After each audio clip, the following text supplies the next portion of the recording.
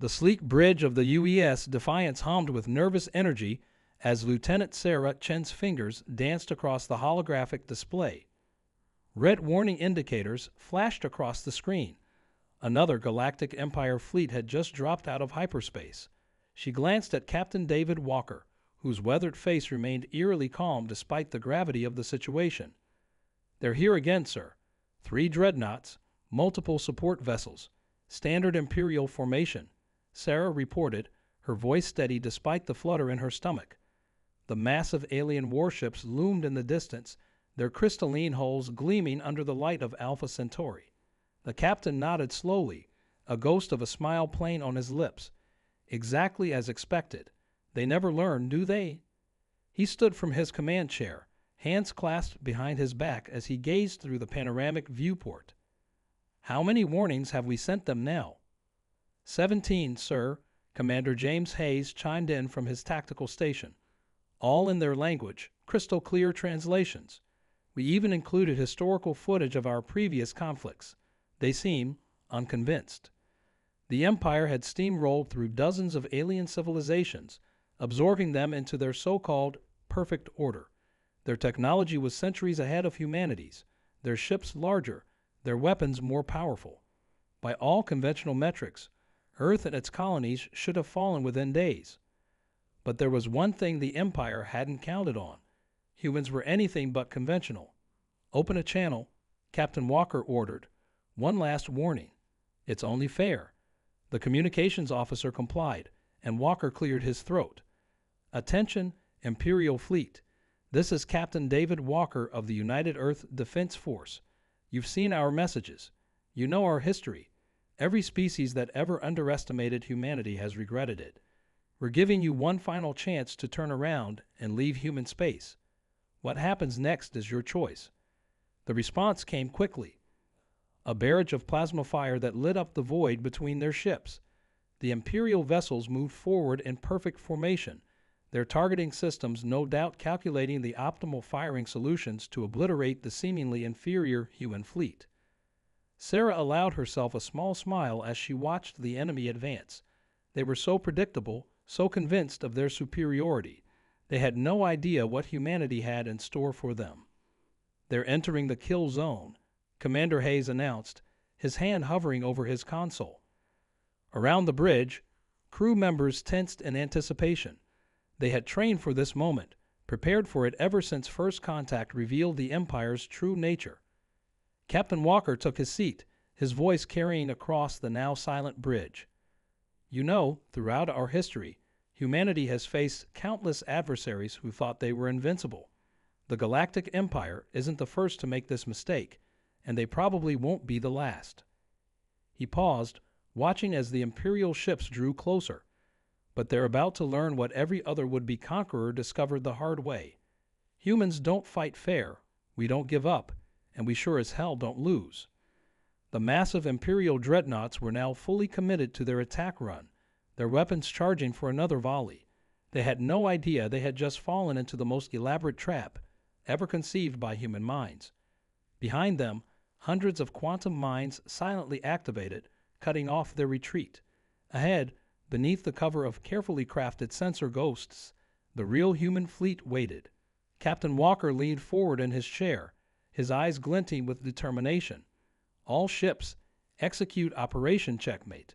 Let's show the Empire why they should have taken our warning seriously." The battle that followed would change the galaxy forever, but that's another story. The first wave of quantum mines detonated in perfect sequence, their explosions rippling through space like a cosmic light show. The Imperial ships' crystalline shields flickered and warped, struggling to adapt to an energy signature they'd never encountered before. In the command center of the UES Defiance, Sarah Chen's display lit up with real-time battle data. "Shields down to 60% on their lead dreadnought," she announced, unable to keep the satisfaction from her voice. "They're attempting to remodulate, but our frequency scrambling is working perfectly." Captain Walker nodded, his eyes fixed on the tactical display. 2 years of preparation had led to this moment. 2 years since humanity's deep space probes had first detected the Empire's approach. While other species had waited passively for first contact, humanity had prepared for war. It wasn't pessimism, it was experience. Remember the history lessons. Commander Hayes mused, his fingers dancing across his console as he coordinated the fleet's movements, about how the ancient Romans thought their empire would last forever, how every great power throughout human history believed they were invincible. He paused as another series of explosions lit up the void. The Galactic Empire made the same mistake. They saw our smaller ships, our younger civilization, and assumed we'd be easy prey. The Imperial fleet's perfect formation began to break apart as they realized the extent of their predicament. Their attempted retreat was cut off by the quantum mine field. Their sensors were being flooded with false readings, and their supposedly impenetrable shields were failing against weapons they'd never encountered before. Message incoming from the Imperial flagship, the communications officer announced. They're demanding our surrender. The bridge crew couldn't help but laugh at the absurdity of it. Captain Walker shook his head, a grim smile on his face. Send them the package. On his command, every human ship transmitted a carefully prepared data burst directly into the Empire's systems. It contained everything: historical records of human warfare, documentation of every conflict we'd survived, every invasion we'd repelled, every impossible odd we'd overcome. They thought they could study us from afar and know who we are. Walker continued, watching as the Imperial ships struggled to maintain their positioning. They saw our technology, measured our weapons, counted our ships, but they never understood what makes humanity different. Sarah's console beeped urgently. Sir, detecting power spikes in their weapon systems. They're preparing to launch their entire missile complement. Right on schedule, Walker replied calmly. Execute Phase 2. Throughout the battle zone, hundreds of small, stealth platforms suddenly activated. Technology that the Empire had dismissed as primitive now revealed its true purpose. Each platform generated an overlapping gravity well, creating a complex web of distorted space-time. The Imperial missiles launched, their drives flaring brilliant against the darkness. But as they entered the gravity web, their trajectories went haywire. Some crashed into each other, others were pulled off course, and many simply imploded under the conflicting gravitational forces. Our ancestors survived ice ages with nothing but fur and fire, Walker said, standing once again to watch the chaos unfold. They crossed oceans in wooden boats. They looked up at the moon and said, "We're going there," when they barely understood flight. Every time humanity has faced extinction, we've come back stronger. The Imperial fleet was now completely surrounded, their perfect tactics rendered useless, their superior technology countered by human ingenuity. But this wasn't the end of the battle. It was just the beginning of humanity's message to the galaxy. Signal the reserve fleet, Walker ordered. It's time to show the Empire why every human child knows the story of David and Goliath. Through the chaotic battlefield, hundreds of sleek human ships emerged from their stealth positions, their hulls painted with the darkest, light-absorbing material ever created. Each vessel carried what the Empire would soon discover was humanity's real advantage, not just our weapons, but our ability to think in ways their rigid military doctrine never considered. All ships, initiate attack pattern Guerrilla 7, Captain Walker commanded. The human fleet broke into smaller squadrons, moving in seemingly random patterns that somehow carried an underlying purpose. The Imperial ships, trained in formal battle lines and regulated attack formations, struggled to track the erratic movements. Sarah's hands flew across her console as new data poured in. The Empire's trying to adapt, sir. Their flagship is transmitting new tactical protocols to their fleet. She paused, a hint of pride in her voice. But they're always 3 steps behind our movements. The neural prediction network is working perfectly. Commander Hayes grinned as he coordinated the attack groups. Imagine spending 10,000 years perfecting space warfare, only to be outmaneuvered by descendants of plains apes who learned to throw rocks really well. His expression turned serious as new alerts flashed across his screen. Sir, they're powering up their main weapon arrays. The Imperial dreadnought's crystalline hulls began to pulse with energy, preparing to unleash their most devastating weapons. Under normal circumstances, a single blast could vaporize a small moon, but humanity had planned for this too. Deploy the mirror drones. Walker ordered calmly. Thousands of tiny, autonomous drones swarmed out from the human ships, each carrying a quantum-engineered reflective surface. They moved in perfect coordination, forming elaborate geometric patterns in space. The Empire fired their superweapons, massive beams of concentrated energy lancing out toward the human fleet.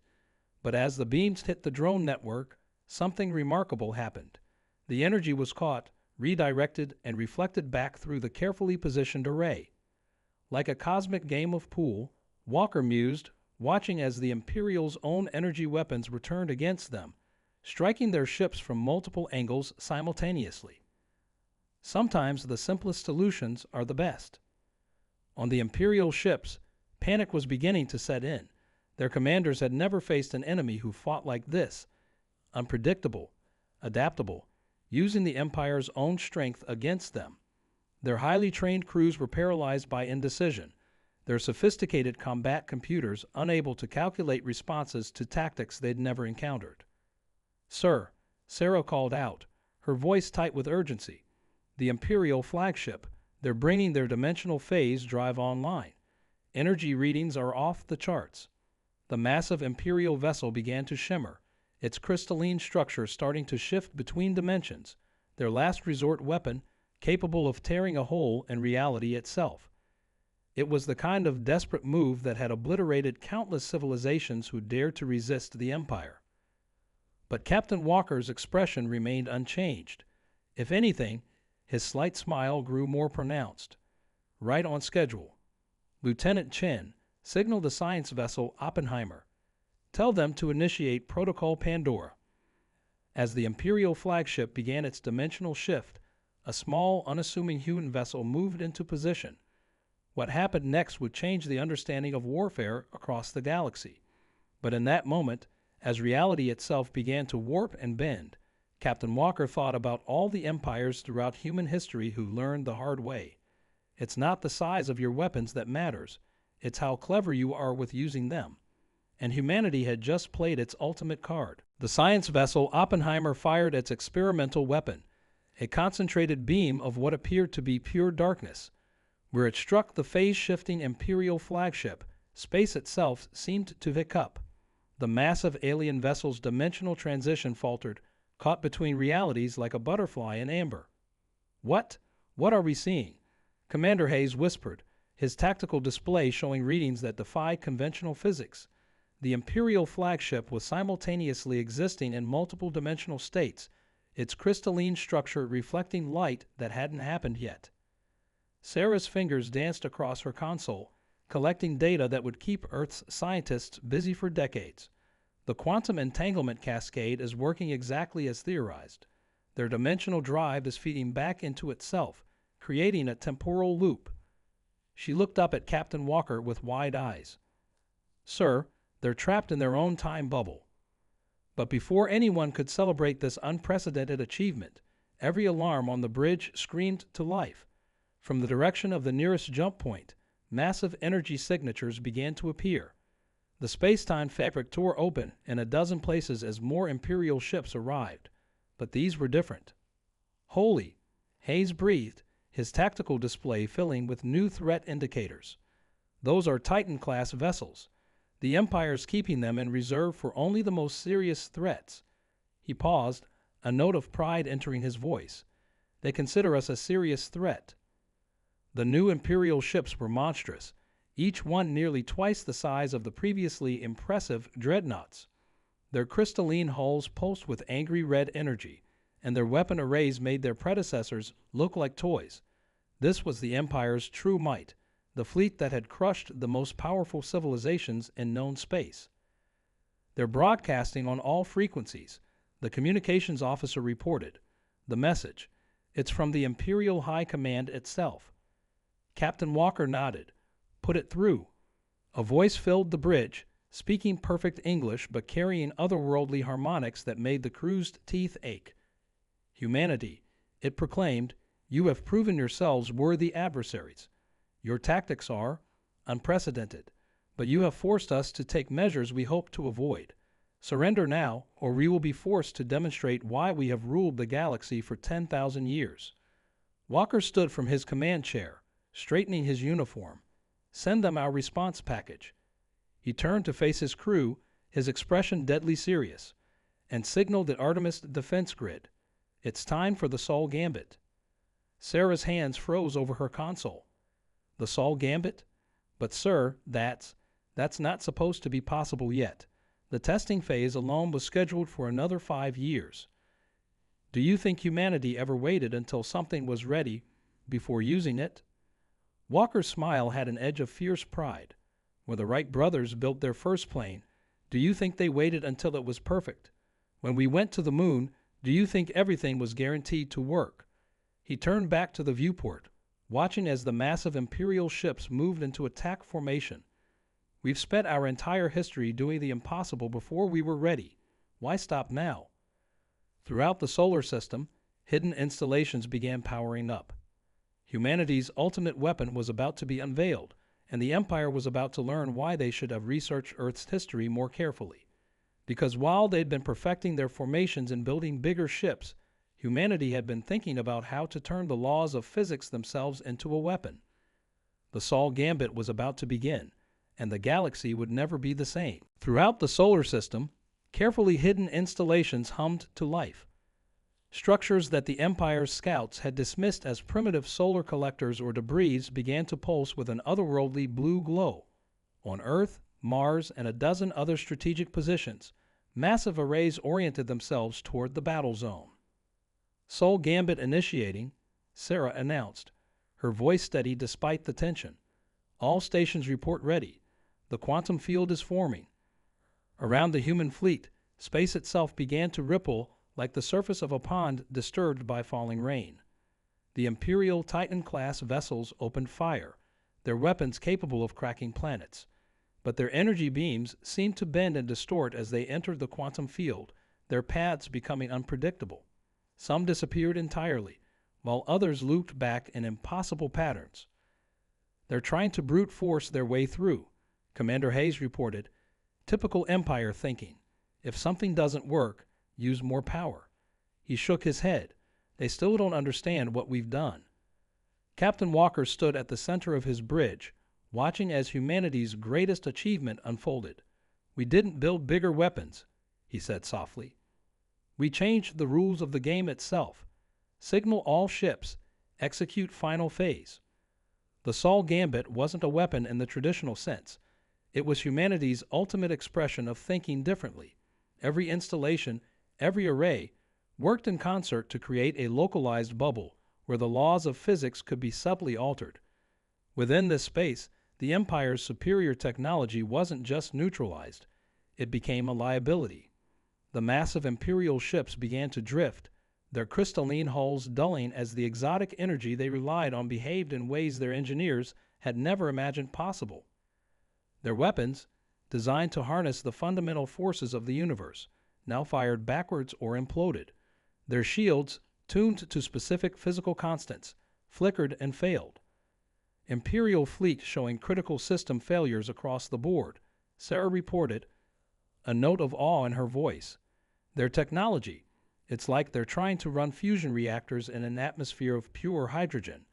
Everything they built assumes the universe works in a certain way." But before the human fleet could press their advantage, space rippled again, differently this time. The Imperial High Command vessel, larger than all others, emerged from hyperspace. Its hull was different, constructed of materials that seemed to drink in light itself. "New transmission," the communications officer announced. "The Imperial High Lord. They're laughing." The same harmonic voice from before filled the bridge, but now it carried a note of genuine admiration. "Clever, clever humans. You didn't just prepare for war. You found a way to change reality itself. But did you think we ruled the galaxy for 10,000 years without learning to adapt?" The massive vessel began to transform, its dark hull flowing like liquid metal. Smaller ships emerged from its surface, each one utilizing technology that seemed to operate on completely different principles than their crystalline counterparts. Captain Walker's smile never wavered.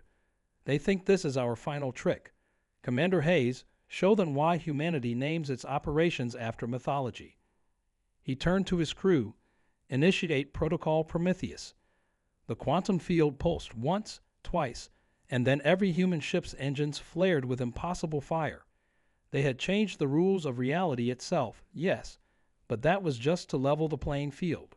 Now it was time to show the Empire why humans were the only species in known space to have myths about stealing fire from the gods. The real battle was about to begin, and the Empire was about to learn that humanity's greatest weapon wasn't our technology or our tactics. It was our endless capacity to surprise even ourselves. Protocol Prometheus wasn't just another weapon. It was the culmination of humanity's greatest strength, our ability to learn, adapt, and overcome. As the Imperial High Lord's ships advanced, the human fleet executed a maneuver that should have been impossible even in the altered physics of the quantum field. Every human vessel's engines ignited with a new kind of fire, one that burned with the combined knowledge of 1,000 generations of human innovation. The flames weren't just propulsion. They were a manifestation of every breakthrough, every desperate solution, every midnight eureka moment in human history. Energy signatures are off the charts, Sarah reported, her voice filled with wonder. The quantum field isn't just changing the rules anymore. It's letting us rewrite them entirely. The human ships moved like dancers through space, each motion defying the Empire's understanding of what was possible. The Imperial High Lord's forces attacked with weapons designed to counter the quantum field, but they had made one final, fatal mistake. They had prepared to fight humans using altered physics. They hadn't prepared to fight humans who had mastered those altered physics. You know what the Empire never understood about us? Captain Walker asked, watching as the battle unfolded. We're not just survivors. We're dreamers. Every human child looks up at the stars and imagines something new. That's what Protocol Prometheus really is, the power of human imagination made real. The Prometheus flames engulfed the Imperial ships, not destroying them but transforming them. Crystalline hulls melted, dark matter engines sputtered, and weapons designed to shatter planets fizzled into harmless light. The Empire's technology, evolved over 10,000 years of rigid advancement, couldn't adapt to something that refused to follow any rules at all. Imperial High Lord is hailing us again, the communications officer announced, barely containing their excitement. This time, when the harmonic voice spoke, it carried something new, respect. In 10,000 years, no species has ever. There was a pause, almost like a laugh. You could have destroyed us just now. Why didn't you? Walker smiled. Because that's another thing you never understood about humans. We don't just fight to win. We fight to build a better future. He nodded to Sarah, who transmitted the final package to the Imperial fleet. Those are peace terms. Fair ones. Because while we'll never bow to an empire, we're always ready to welcome new friends. The battle zone grew quiet as the quantum field slowly dissipated. The Imperial ships, humbled but intact, hung in space alongside the human fleet. Centuries of galactic history had just been rewritten, not through destruction, but through humanity's unique combination of determination, innovation, and hope. Sir, Commander Hayes called out, we're receiving responses from across Imperial space. Other species watching what happened here. They're reaching out. They want to talk. Walker looked around his bridge at the crew who had helped humanity take its place among the stars. Send them all the same message. Welcome to a new age of galactic civilization, one where we all reach for the stars together. As the sun rose over Earth, news of the battle spread throughout human space, but it wasn't celebrated as just a victory.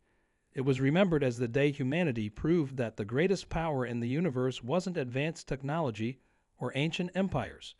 It was the simple human ability to look at the impossible and say, we can find a way. The Empire had ruled the galaxy for 10,000 years through force and fear, but they had finally met a species that didn't just break the rules. We changed them. And in doing so, humanity didn't just win a war. We opened the door to a future where the stars themselves were no longer the limit of what was possible. Because that's who we are. That's what humans do. We dream, we build, we overcome, and we never, ever stop reaching higher.